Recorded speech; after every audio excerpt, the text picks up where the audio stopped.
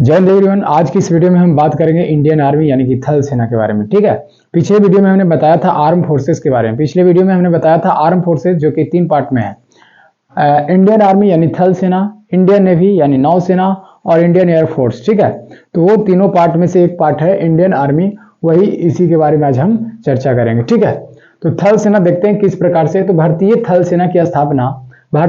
सेना की स्थापना अंग्रेजों ने 1 अप्रैल 1895 ईस्वी में किया था। किसने किया था? तो अंग्रेजों ने किया था। किसने किया था?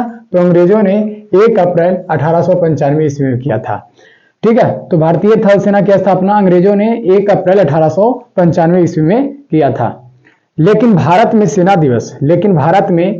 दिवस 15 जनवरी को मनाया जाता है। कितने जनवरी को? तो प्रत्येक वर्ष 15 जनवरी को सेना दिवस मनाया जाता है। ठीक है, क्यों मनाया जाता है 15 जनवरी को? तो 15 जनवरी 1949 ईस्वी को 15 जनवरी 1949 ईस्वी को पहली बार कमांडर इन चीफ का पद ब्रिटिश सैन्य अधिकारी से भारतीय सैन्य अधिकारी को मिला था। अब समझ में आया कि 15 जनवरी को इंडियन आर्मी डे कब क्यों मनाया जाता है? क्योंकि उस वक्त कमांडर इन चीफ का पद कौन था? तो कमांडर इन चीफ का पद पे ब्रिटिश सैन्य अधिकारी था। ठीक है, तो 15 जनवरी 1949 ईस्वी को ब्रिटिश सैन्य अधिकारी से कमांडर इन चीफ का पद भारतीय सैन्य अधिकारी को मिला था। इसीलिए 15 जनवरी को आर्मी डे मनाया जाता है, यानी कि थल सेना दिवस मनाया जाता है। ठीक है, उसके बाद उस समय आजाद भारत के प्रथम सेना का प्रमुख के.एम. करियप्पा साहब थे। कौन थे? तो के.एम. करियप्पा साहब थे। ठीक है, यानी कि हम कह सकते हैं कि कमांडर इन चीफ का पद जो ब्रिटिश सेना अधिकारी से भारतीय सेना अधिकारी को मिला था, उस वक्त सेना का प्रमुख कौन थे? तो के.एम. करियप्पा साहब थे। कौन थे? तो के.एम. करियप्पा साहब थे। इनकी अगर हम फुल फॉर्म की बात करें तो होता है कोडनडेरा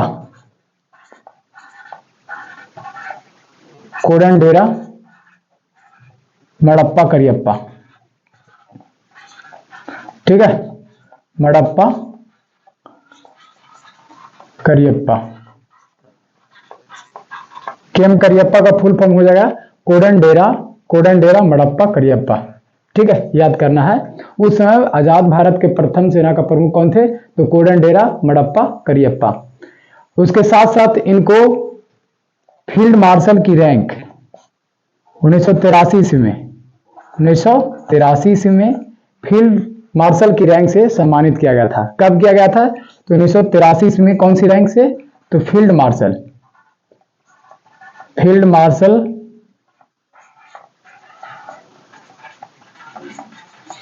ये जो फील्ड मार्शल जो है क्या है? तो ये एक प्रकार का रैंक है जो सम्मानित के रूप में दिया जाता है। ठीक है, तो कब मिला था? 1983 ईस्वी में फील्ड मार्शल की रैंक किन्हें दिया गया था? कोडनडेरा मडप्पा करियप्पा को दिया गया था। कब दिया गया था? तो 1983 ईस्वी में। और ये जो रैंक है फील्ड मार्शल की रैंक है, अभी तक कितने आदमी को मिला है? तो 2 आदमी को मिला है। कौन सा रैंक? तो फील्ड मार्शल की रैंक मात्र 2 आदमी को मिला है। सबसे पहला आते हैं सैम मैनिकशॉ। फील्ड मार्शल कौन? तो सैम मैनिकशॉ। दूसरे नंबर पे आते हैं फील्ड मार्शल कोडनडेरा मडप्पा करियप्पा, यानी कि के.एम. करियप्पा। ठीक है, तो उसको भी हम लिख लेते हैं कि कौन थे। तो उन्हें 10 साल पहले 1973 ईस्वी में मिला था। 1973 ईस्वी में सैम मैनिकशॉ को मिला था।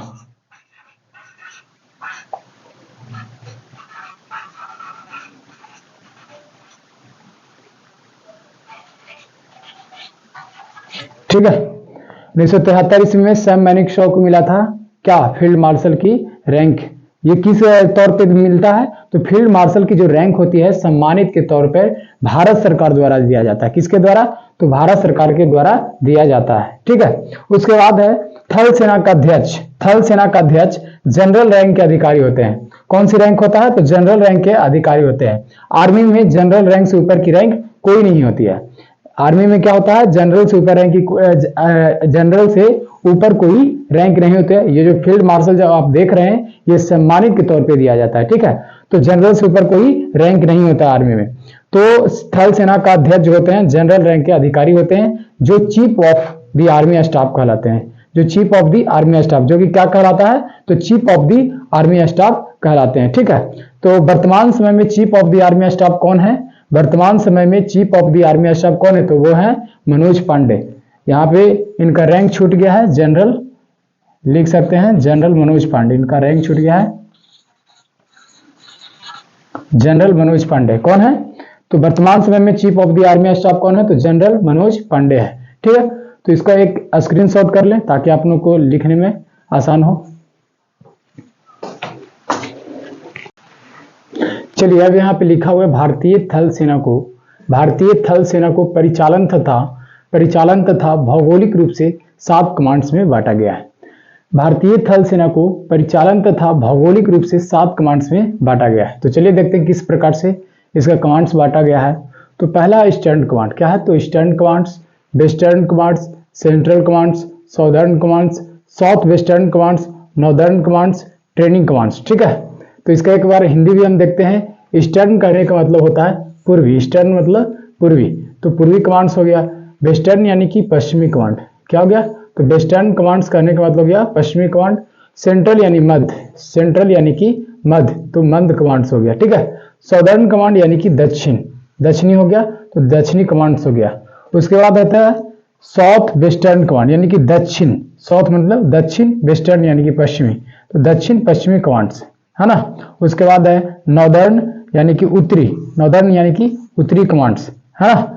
उसके बाद है ट्रेनिंग कमांड्स, तो ट्रेनिंग कमांड्स यानी कि प्रशिक्षण कमांड, ट्रेनिंग का मतलब होता है प्रशिक्षण, तो ट्रेनिंग कमांड्स का मतलब हो गया प्रशिक्षण कमांड। ठीक है, तो चलिए देखते हैं ईस्टर्न कमांड्स कहाँ है? तो कोलकाता में है। कहाँ पे है? तो कोलकाता में है। वेस्टर्न कमांड्स कहाँ है? तो चंडी मंदिर, वेस्टर्न कमांड कहाँ है? तो चंडी मंदिर। ठीक है, उसके बाद है सेंट्रल कमांड्स, तो लखनऊ में है। सेंट्रल कमांड्स कहाँ है? तो लखनऊ में है। साउदर्न कमांड्स कहाँ है? तो पुणे में है। साउदर्न कमांड कहाँ है? तो पुणे में है। ठीक है, उसके बाद है साउथ वेस्टर्न कमांड्स, ये कहाँ है? तो जयपुर में है। साउथ वेस्टर्न कमांड्स कहाँ है? तो जयपुर में है। नॉर्दर्न कमांड्स कहाँ है? तो उधमपुर में है। नॉर्दर्न कमांड कहाँ है? तो उधमपुर में है। Training commands Shimla, training command कहाँ है? तो शिमला में है। ठीक है, उसका एक बार हिंदी भी देखते हैं कि किस प्रकार से इसका हिंदी भी है। तो ईस्टर्न कहने का मतलब पूर्वी कमांड्स, तो कोलकाता में है। पूर्वी कमांड कहाँ है? तो कोलकाता में है। उसके बाद वेस्टर्न यानी कि पश्चिमी कमांड, वेस्टर्न यानी कि पश्चिमी कमांड कहाँ है? तो चंडी मंदिर, कहाँ है? तो चंडी मंदिर। ठीक है, उसके बाद है सेंट्रल कमांड, सेंट्रल यानी कि मध्य कमांड कहाँ है? तो लखनऊ में। सेंट्रल कमांड यानी मध्य कमांड कहाँ है? तो लखनऊ में। साउदर्न कमांड यानी कि दक्षिणी कमांड, ये कहाँ है? तो पुणे, जो कि महाराष्ट्र में है। दक्षिणी कमांड कहाँ है? तो महाराष्ट्र में है। साउथ वेस्टर्न यानी कि दक्षिण पश्चिमी कमांड, दक्षिण पश्चिमी कमांड कहाँ है? तो जयपुर में है। कहाँ है? तो जयपुर में है। दक्षिण पश्चिमी कमांड कहाँ है? तो जयपुर में है। नॉर्दर्न कमांड यानी कि उत्तरी कमांड, नॉर्दर्न यानी कि उत्तरी कमांड कहाँ है? तो उत्तरी कमांड उधमपुर। उत्तरी कमांड कहाँ है? तो उधमपुर में है। उत्तरी कमांड उधमपुर। ठीक है, ट्रेनिंग कमांड्स कहाँ है? तो यानी कि प्रशिक्षण कमांड, ट्रेनिंग कमांड यानी प्रशिक्षण कमांड कहाँ है? तो शिमला में है। कहाँ है?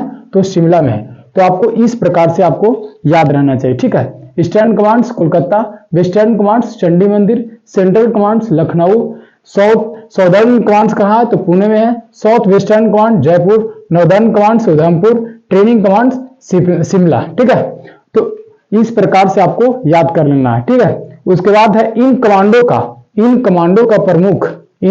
का प्रमुख general officer commanding in chief, जिसे शॉर्ट में जीओसी कहते हैं। ठीक है, तो इन कमांडो का प्रमुख general officer commanding in chief कहलाते हैं। क्या कहलाते हैं? तो general officer commanding in chief कहलाते हैं। ठीक है, जिनकी रैंक की हम बात करें तो जितने भी कमांड्स में अधिकारी बैठते हैं उनकी रैंक क्या होता है? तो लेफ्टिनेंट जनरल होता है। क्या होता है? तो लेफ्टिनेंट जनरल होता है। ठीक है, तो चलिए इसका भी आप लोग स्क्रीनशॉट कर लीजिए।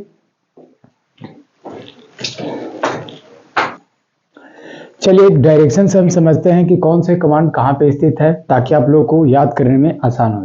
ठीक है, तो सबसे ऊपर जो होता है नॉर्थ होता है। क्या होता है? तो सबसे ऊपर क्या होता है? नॉर्थ यानी कि उत्तर होता है। ठीक है, और सबसे नीचे क्या होता है? तो साउथ होता है।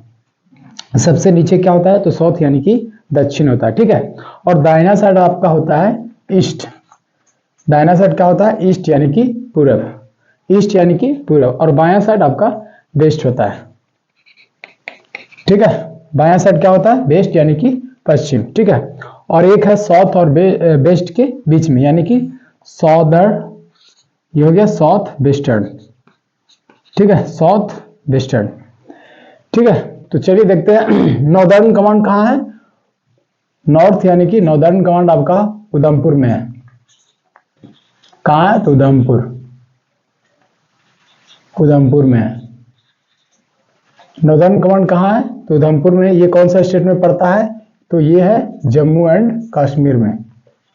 कौन सा स्टेट में? तो जम्मू एंड कश्मीर में। नॉर्दर्न कमांड उधमपुर, जो कि कहाँ पड़ता है? तो जम्मू एंड कश्मीर में। उत्तरी कमांड उधमपुर, उत्तरी कमांड उधमपुर, जो कि जम्मू एंड कश्मीर में पड़ता है, ठीक है। सबसे नीचे आपका सौदर्न कमांड। सौदर्न कमांड कहाँ पड़ता है? तो पुणे में। सौदर्न कमांड कहाँ है? तो पुणे, जो कि कहाँ पड़ता है? तो महाराष्ट्र में। कहाँ पड़ता है? तो महाराष्ट्र, महाराष्ट्र में पड़ता है। कौन सा स्टेट में पड़ता है? तो महाराष्ट्र में। सौदर्न कमांड कहाँ? तो पुणे में, यानी कि दक्षिणी कमांड पुणे में है, जो महाराष्ट्र स्टेट में पड़ता है। कौन सा स्टेट में पड़ता है? तो महाराष्ट्र स्टेट में पड़ता है, ठीक है। उसके बाद है ईस्टर्न कमांड। ईस्टर्न कमांड कहाँ पड़ता है? तो कोलकाता। क्या है? कोलकाता, कोलकाता में पड़ता है, जो कि किसका राजधानी है? वेस्ट बंगाल की राजधानी है। किसका राजधानी है? तो वेस्ट बंगाल की राजधानी है, ठीक है।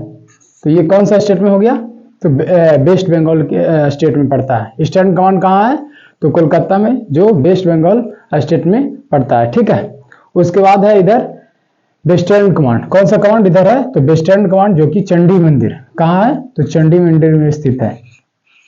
चंडी मंदिर।